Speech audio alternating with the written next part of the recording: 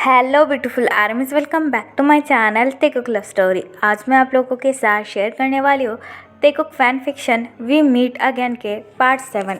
और ये एक फ़ैन फिक्शन है तो इसको एक फ़ैन फिक्शन की तरह ही लीजिए, don't take serious. So let get started. Next morning तायंग बड़े ही आराम के साथ अपने बेडरूम में सोया हुआ था। तभी सनलाइट तायंग के खूबसूरत से चेहरे पर पड़ती है, जिसकी वजह से तायंग की नींद अचानक से टूट जाती है और तायंग स्लोली अपनी आइज़ ओपन कर रूम के चारों तरफ देखने लगता है। रूम में कोई नहीं था, जिसे देखकर तायंग बेड पर उठकर बैठ जाता है और कहता है मुझे बहुत भूख लगी है, मैंने रात को भी कुछ नहीं खाया, चलो बाहर चलता हूँ, शायद किचन में कुछ रखा हो। ये कहकर तायंग अपनी नींद की ही हालत में बेडरूम के बाहर आता है और किचन की तरफ जाने लगता है। लेकिन तायंग जैसे ही किचन के अंदर आता है, तायंग को कुछ शोर सुनाई देता है, जिसे देखकर तायंग अपने बाल ठीक करता है और कहता है अरे किचन में कौन होगा और इस घर में मेरे अलावा जंगकुक के सिवा है भी कौन, कहीं घर में कोई चोर तो नहीं आ गया। ये सोचकर तायंग काफ़ी ज़्यादा घबरा जाता है और कहता है मुझे पता लगाना होगा, शायद जंगकुक भी कल रात को घर पर नहीं आया है, इसीलिए कोई चोर मेरे घर में आ गया है, मैं उसे छोड़ूंगा नहीं। ये कहकर तायंग बड़े ही दबे पाँव अपने किचन के अंदर आता है। लेकिन तायंग जैसे ही किचन के अंदर आकर देखता है, तायंग की आंखें फटी की फटी रह जाती है। किचन में और कोई नहीं बल्कि जंगकुक था, जो कि खाना बना रहा था, जिसे देखकर तायंग बहुत ज़्यादा शॉक हो जाता है और जंगकुक के पास आकर खड़ा हो जाता है। जंगकुक ब्रेकफास्ट बनाने में बिजी था। तभी तायंग जंगकुक की तरफ देखकर कहता है तुम यहाँ पर क्या कर रहे हो। तायंग की आवाज़ सुनकर जंगकुक टर्न अराउंड होता है और तायंग को ग्रीट कर अपनी कोल्ड ट्यून में कहता है मैं आपके लिए खाना बना रहा हूँ। लेकिन तायंग को कल रात का बहुत ज़्यादा गुस्सा था, इसीलिए तायंग अपना मुंह बनाकर कहता है तुम जाओ यहाँ से, मुझे तुम्हारे हाथ का कुछ नहीं खाना, और मैंने कहा ना कि मुझे अकेला छोड़ दो, अगर तुम मुझसे परेशान हो जाते हो तो मेरे पास आने की भी कोई ज़रूरत नहीं है। ये कहकर तायंग वहाँ पर मुंह फुलाकर खड़ा हो जाता है, जिसे देखकर जंगकुक एक डीप ब्रेथ लेता है और तायंग से कहता है ये सब कुछ करने के लिए मुझे किंग ने कहा है, तो ये मेरी रिस्पॉन्सिबिलिटी है कि आप यहाँ पर जितने दिन हो मैं आपकी प्रोटेक्शन करूँ, और ये मेरा काम है। सो आप जाकर टेबल पर बैठ जाइए, मैं आपके लिए अभी ब्रेकफास्ट लेकर आता हूँ। लेकिन जंगकुक की ये बात सुनकर तायंग अगेन मुंह बनाता है और जंगकुक से कहता है मैंने कहा ना मुझे नहीं खाना, तुम ही तुम्हारा बकवास खाना खाओ। तायंग की ये बात सुनकर जंगकुक एक डीप ब्रेथ लेता है और तायंग से कहता है मैंने आपका फेवरेट खाना बनाया है, तो उम्मीद है कि आप वो खा लोगे। जंगकुक की ये बात सुनकर तायंग खाने की तरफ देखने लगता है, जो कि बहुत ज़्यादा डिलीशियस था और जिसे देखकर तायंग के मुंह में पानी आ जाता है। तायंग इमीडिएटली अपनी आइज़ को जंगकुक की तरफ देखकर रोल करता है और जंगकुक से कहता है ठीक है, अगर तुमने इतना अच्छा खाना बनाया ही है तो मैं खा लेता हूँ, जल्दी से इसे मेरे डिनर टेबल पर लेकर आ जाओ। ये कहकर तायंग किचन से भाग जाता है और डिनर टेबल पर आकर जंगकुक का वेट करने लगता है। कुछ देर बाद जंगकुक खाना लेकर आता है और तायंग को अपने कोल्ड फिश के साथ सर्व करता है। खाने को देखकर तायंग बहुत ज़्यादा एक्साइटेड हो जाता है और इमीडिएटली खाना खाने लगता है। खाना बहुत ही ज़्यादा अच्छा था, इसलिए तायंग जंगकुक की तरफ देखकर कहता है अरे तुम वहाँ पर क्यों खड़े हो, ये खाना तुमने ही बनाया है और ये सच में बहुत ज़्यादा डिलीशियस है, तो तुम मेरे साथ बैठकर खा सकते हो। तायंग की ये बात सुनकर जंगकुक एक डीप ब्रेथ लेता है और तायंग से कहता है नहीं मुझे नहीं खाना, वैसे भी मुझे कुछ काम है। ये कहकर जंगकुक वहाँ से चला जाता है। जंगकुक के जाने के बाद तायंग अपनी आइज़ रोल करता है और कहता है ये इंसान कितना ज़्यादा खड़ूस है, मुझे कल रात को थप्पड़ मारा और सॉरी भी नहीं बोला, चलो जाने दो, ये खाना तो बहुत ज़्यादा डिलीशियस है, मैं उस पर ही फोकस करता हूँ। ये कहकर तायंग बड़े ही चाव के साथ खाना खाने लगता है। दूसरी तरफ युंगी ने जिमिन और अपनी शादी की तैयारियां पूरी तरीके से शुरू करती थी। युंगी बहुत ज़्यादा एक्साइटेड था जिमिन से शादी करने के लिए, लेकिन जिमिन अभी भी युंगी से बहुत ज़्यादा नाराज़ था और वो युंगी से शादी बिल्कुल भी नहीं करना चाहता था। युंगी स्टेज पर खड़ा रहकर जिमिन का वेट कर रहा था।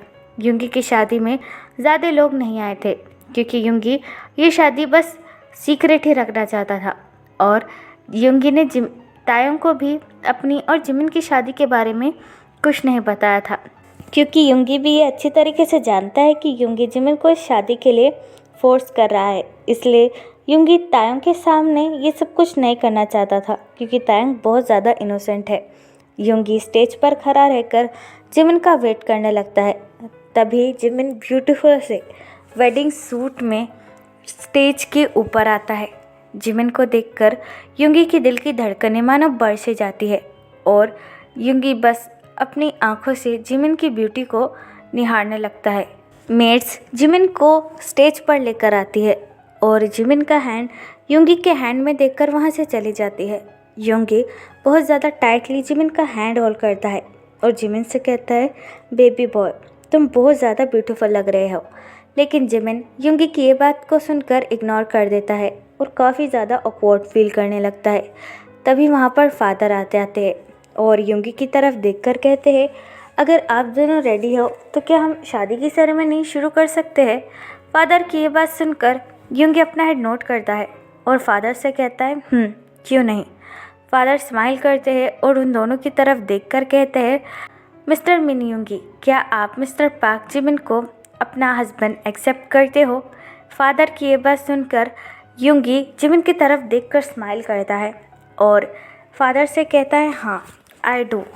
फिर फादर यही सेम लाइन जिमिन की तरफ देखकर कहते हैं, मिस्टर पार्क जिमिन, क्या आप मिस्टर मिन युंगी को अपना लॉफुल हस्बैंड एक्सेप्ट करते हो। जिसे सुनकर भी जिमिन अनसुना कर देता है और युंगी की तरफ देखने लगता है। युंगी जिमिन का हैंड टाइटली होल्ड करता है और जिमिन से कहता है, बेबी अपना आंसर दो और चुपचाप ऐसे मत खड़े रहो, यू अंडरस्टैंड। युंगी की ये बात सुनकर जिमिन अपने हाथ पीछे ले लेता है और युंगी से कहता है, स्टॉप इट, मैंने तुमसे कितनी बार कहा है कि मुझे ये शादी नहीं करनी। तुम बार बार मुझे फोर्स क्यों करते रहते हो और मुझे यहाँ पर क्यों लेकर आए हो। मुझे जाने दो, यू डोंट अंडरस्टैंड। जिमिन की ये बात सुनकर युंगी को बहुत ही ज़्यादा गुस्सा आता है। युंगी जिमिन का हैंड टाइटली होल्ड करता है और जिमिन से कहता है, बेबी मोची, यहाँ पर तमाशा करने की कोई ज़रूरत नहीं है, जल्दी से जल्दी आंसर दो ताकि हम घर जा पाए। लेकिन जिमिन अपने कदम पीछे लेने लगता है और युंगी से कहता है, मैंने कहा ना मुझे तुमसे शादी नहीं करनी, यू अंडरस्टैंड। और कुछ भी हो जाए मैं तुमसे शादी नहीं करूँगा। जिमिन की ये बात सुनकर युंगी बहुत ज़्यादा परेशान हो जाता है और जिमिन वहाँ से जाने ही वाला होता है कि तभी जिमिन की नज़र अपने मॉम डैड पर पड़ती है जो कि चेयर पर बैठे हुए थे और जिमिन को मुस्कुराकर देख रहे थे। अपने मॉम डैड को वहाँ देखकर जिमिन बहुत ज़्यादा कंफ्यूज हो जाता है और बहुत ज़्यादा गुस्सा भी हो जाता है। जिमिन अगेन युंगी के पास आता है और युंगी से कहता है, तुम्हारी हिम्मत कैसे हुई मेरे माँ बाप को यहाँ पर लाने की। हाँ, तुम्हें क्या समझ में नहीं आता, आई डोंट लव यू, तो तुम मेरे मॉम डैड को यहाँ पर क्यों इन्वॉल्व करने लाए हो। हाँ, जिमिन की ये बात सुनकर युंगी जिमिन का हैंड होल्ड करता है और उसे अपने पास पुल कर कहता है, देखो बेबी मोची, यहाँ पर सारे माफिया है और सारे बॉडीगार्ड, अगर यहाँ पर तुम्हारे माँ बाप को कोई हो भी गया तो कोई देखेगा भी नहीं। और तुम तो जानते हो मेरे इशारे पर मेरे बॉडीगार्ड तुम्हारे मॉम डैड की जान भी ले सकते हो। तो अभी तुम्हारे हाथों में है कि तुम्हें मुझसे शादी करनी है या नहीं करनी है। युंगी की ये बात सुनकर जिमिन बहुत ज़्यादा शॉक हो जाता है और युंगी से कहता है, तुम बहुत ज़्यादा घटिया और गिरे हुए इंसान हो जो कि मेरे माँ बाप का फ़ायदा उठाकर मुझसे शादी करना चाहता है। लेकिन युंगी अपने दोनों हाथ जिमिन के कमर पर रखता है और जिमिन से कहता है, आई डोंट केयर, मैंने तुमसे कहा ना मुझे बस तुम चाहिए और मैं तुम्हारे अलावा और किसी के बारे में नहीं सोचूंगा। तो जल्दी से मुझसे शादी कर लो ताकि तुम्हारे मॉम डैड भी सही सलामत अपने घर पर जा पाए।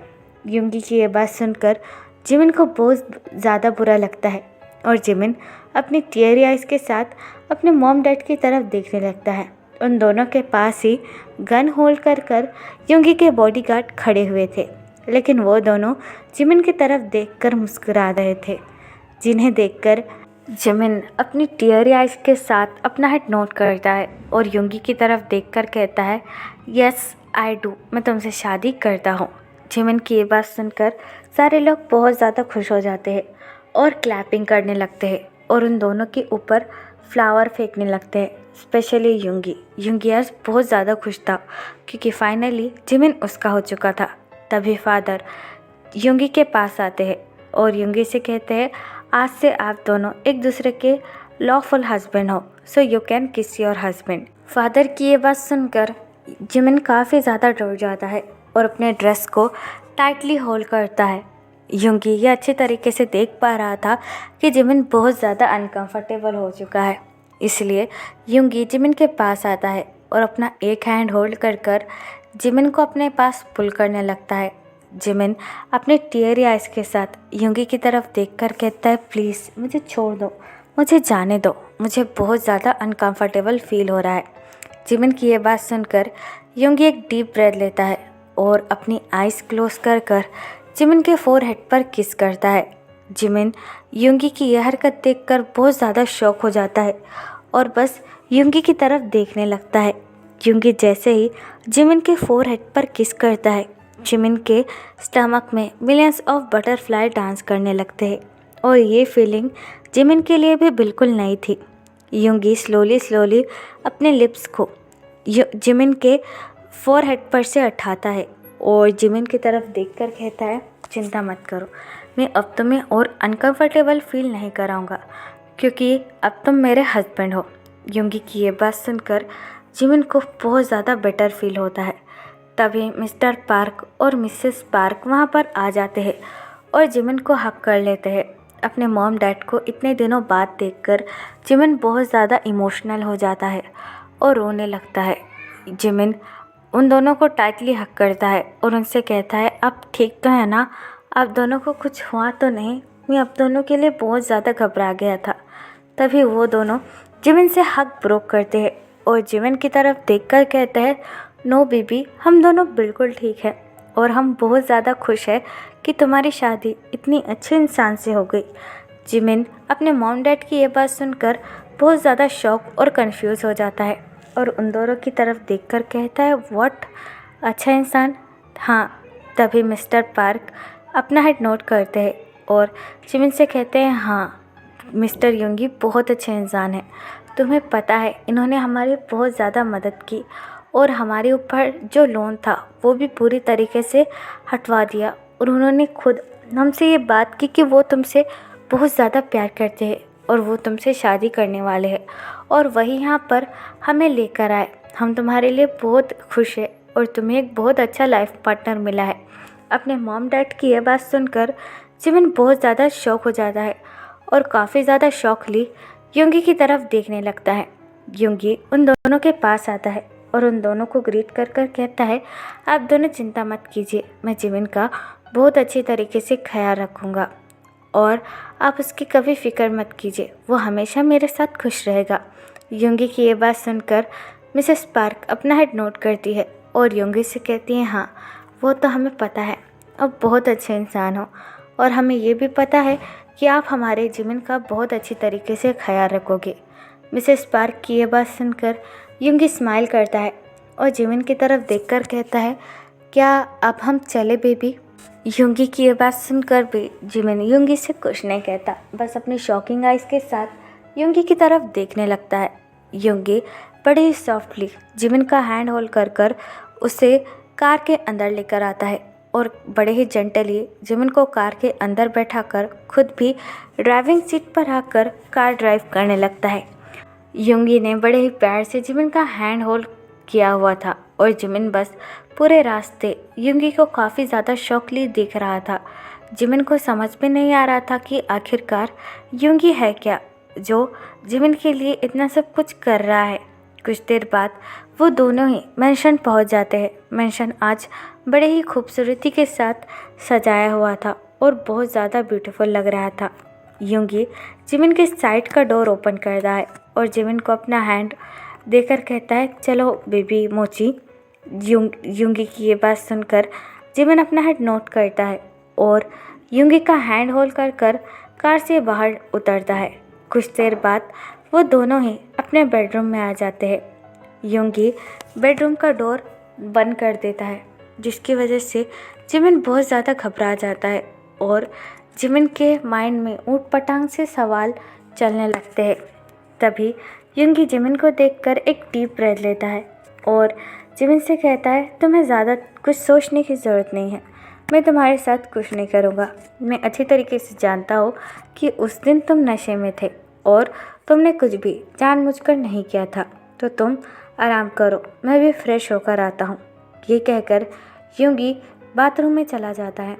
युंगी के जाने के बाद जिमिन बेड पर बैठ जाता है और कहता है, मैं युंगी को समझ क्यों नहीं पा रहा हूँ। पहले तो उसने मुझे ज़बरदस्ती किडनैप कर शादी कर ली और मेरे पेरेंट्स के साथ उसने ये सब कुछ किया। मुझे तो समझ भी नहीं आ रहा कि युंगी मेरे साथ आखिरकार कर क्या रहा है। ये सोचते सोचते जिमिन भी अचानक से सो जाता है। कुछ देर बाद युंगी शावर लेकर रूम में आता है और जिमिन को सोया हुआ देखकर युंगी स्माइल करता है। युंगी भी जिमिन के पास आकर लेट जाता है और अपने हाथ को जिमिन के सर पर रखकर बड़े ही प्यार से उसे सहलाने लगता है और अचानक से जिमिन को टाइटली हक कर सो जाता है।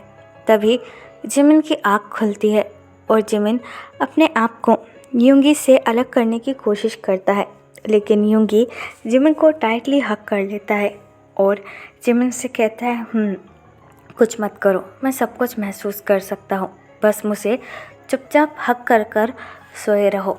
युंगी की डीप वॉइस सुनकर जिमिन की पूरी बॉडी शिवर करती है और जिमिन भी फिर युंगी से कुछ नहीं कहता और बस युंगी को टाइटली हक कर सो जाता है।